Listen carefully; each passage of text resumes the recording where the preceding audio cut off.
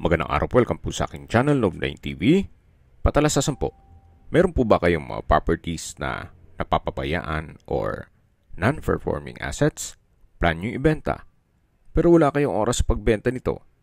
Kung ito'y pagkakatiwala nyo po sa amin, tawag lang po kayo sa aking numero, usap po tayo, gawin ko po ng video for free. Yes, libre po, wala po kayong babayaran. Tutulungan pa namin kayong mabenta ang inyong property. Kami na po bala sa marketing, sa boosting or paid ads. Even sa tripping, hindi na po kayo mapapagod sa pag-entertain ng mga buyers. Kami na po bala sa lahat. Tawag lang po kayo. Nandito po tayo ngayon sa Indang, Cavite kung saan meron po tayong bagong video presentation. Isang residential farm property na may lot area na 8,734 square meters.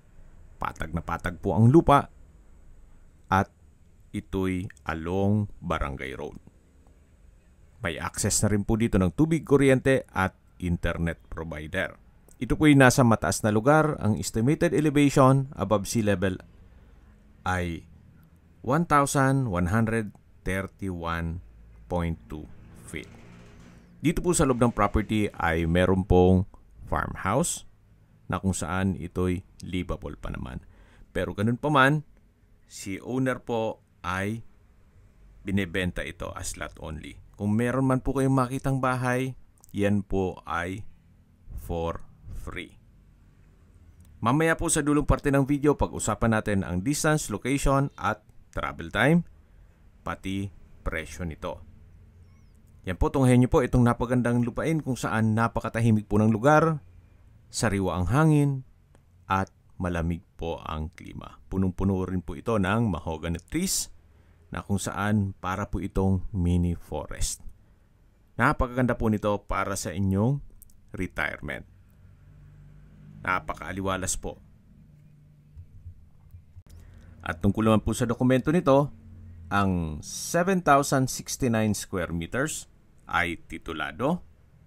Then yung isang parsela naman po na 888 square meters ay tax declaration.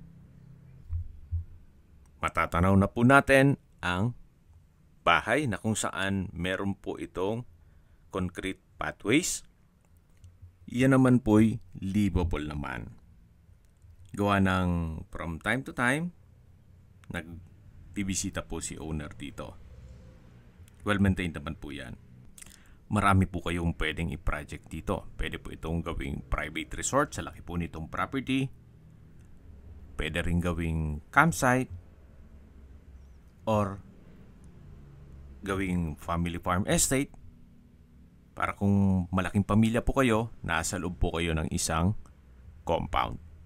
Or investment na rin or land banking para mas malaki po ang kita ng pera nyo dito. So nandito na po tayo sa bahay na kung saan ito po yung balkonahe. Malaki ang espasyo niya hanggang dun sa dulo. At ito'y naka-tile flooring. So simple lang naman po itong bahay. Pero ganun pa, papakita ko pa rin sa inyo. Although sinabi ko sa inyo kanina na ito'y for free. At least may idea na kayo kung anong meron dito sa property. Hanggang dun po sa dulo ang balkonahe at yan po yung access door papunta sa kusina. Dito naman po ay may barbecue area at ito po'y parte pa ng lupang binebenta. Napakalawak po at patag na patag po yan.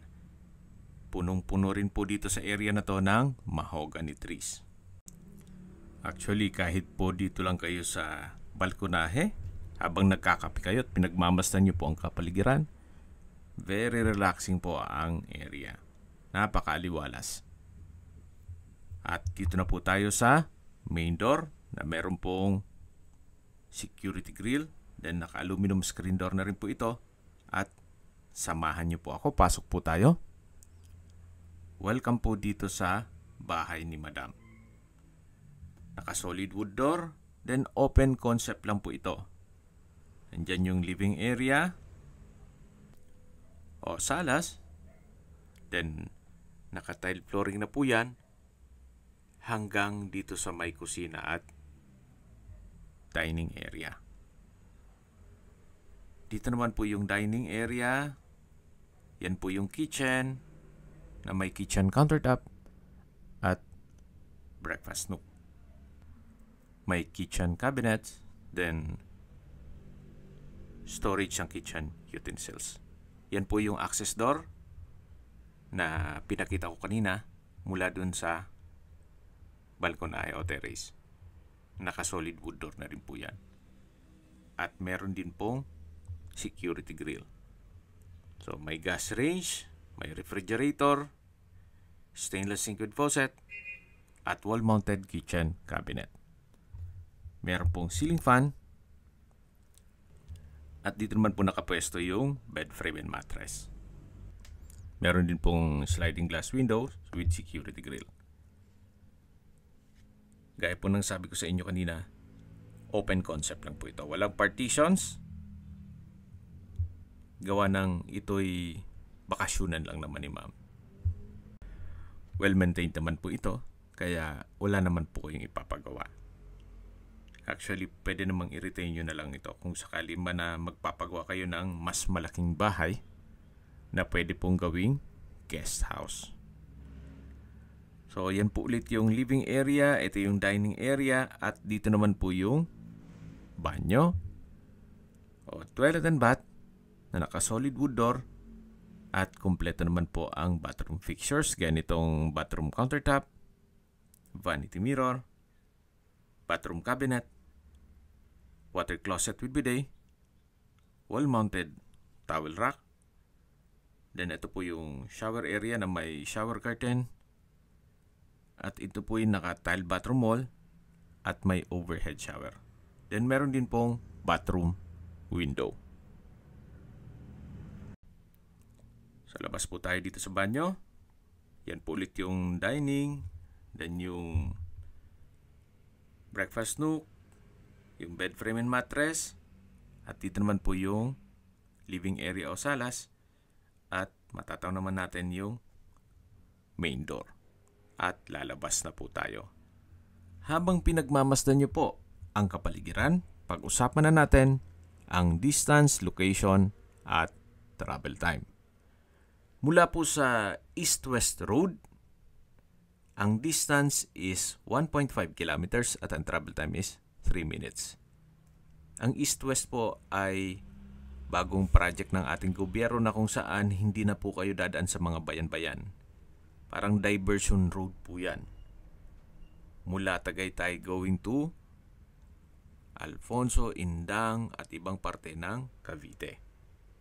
Mula naman po sa CABSU o Cavite State University, Indang Campus, ang distance is 1.7 kilometers at ang travel time is 5 minutes. Mula naman po sa Indang Public Market, ang distance is 2.3 kilometers at ang travel time is 7 minutes. Mula naman po sa Mindes Specialist Medical Center, ang distance is 9 kilometers at ang travel time is 16 minutes. Yan po yung lagi kong binabanggit sa aking video na dapat nyo i-consider sa paghanap ng property, yung meron pong malapit na hospital. Hindi ko naman po sinasabing sakitin kayo. Yan naman po for emergency purpose lang naman. At mula naman po sa Tagaytay, ang distance is 16.5 kilometers at ang travel time is 26 minutes. Opo, napakalapit lang po nito sa Tagaytay. At mula naman po sa Calax, Aguinaldo exit, ang distance is 17 kilometers at ang travel time is 25 minutes. Kung manggagaling naman po sa Manila o sa airport, ang distance is 50 kilometers at ang travel time is 1 hour and 27 minutes. Okay, sa presyo na po tayo. Binebenta po ito ni owner sa halagang 6,500 pesos per square meter. Kung sakali pong masyadong malaki ito para sa inyo, siguro pwede po tayong gumayat ng mga 3,000 to 4,000 square meters dito sa area na to para hindi maapektuhan yung bahay. Makipag-negotiate na lang po tayo kay owner.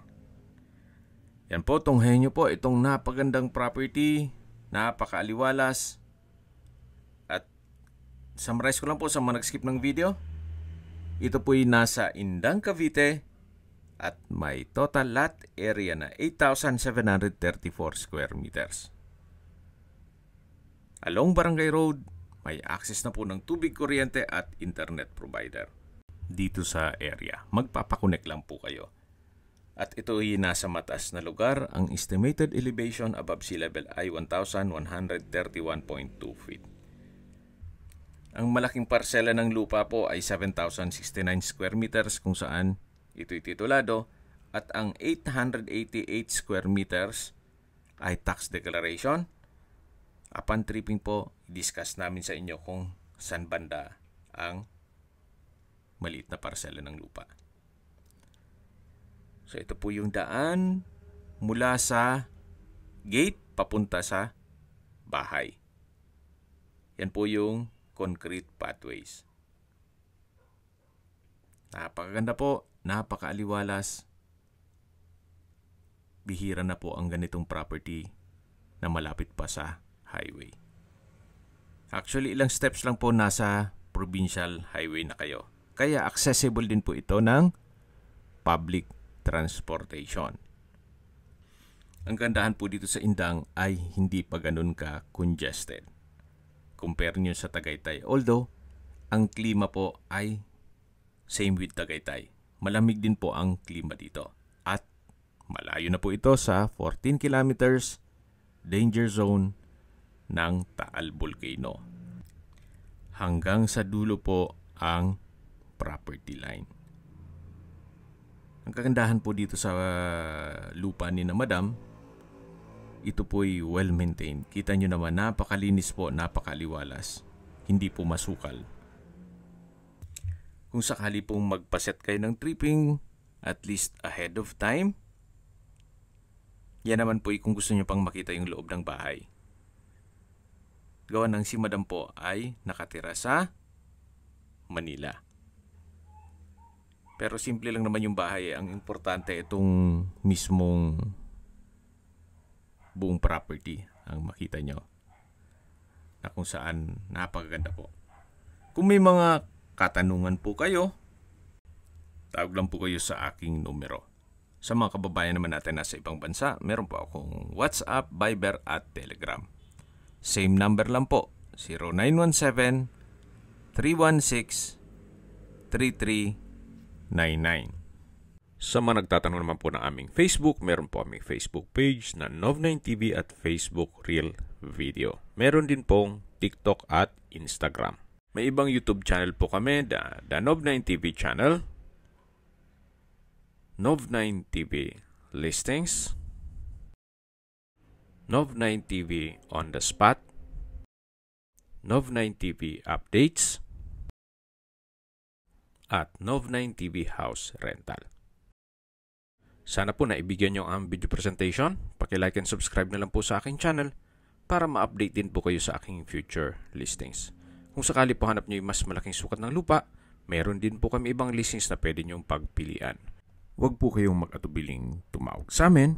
Then, let us know your budget para malaman namin kung anong property pwede naming ilog sa inyo. Sa lahat pong viewers, subscriber at nagtiwala po sa amin, salamat po sa suporta. Ingat po kayo lagi at yung pamilya. Maraming salamat po.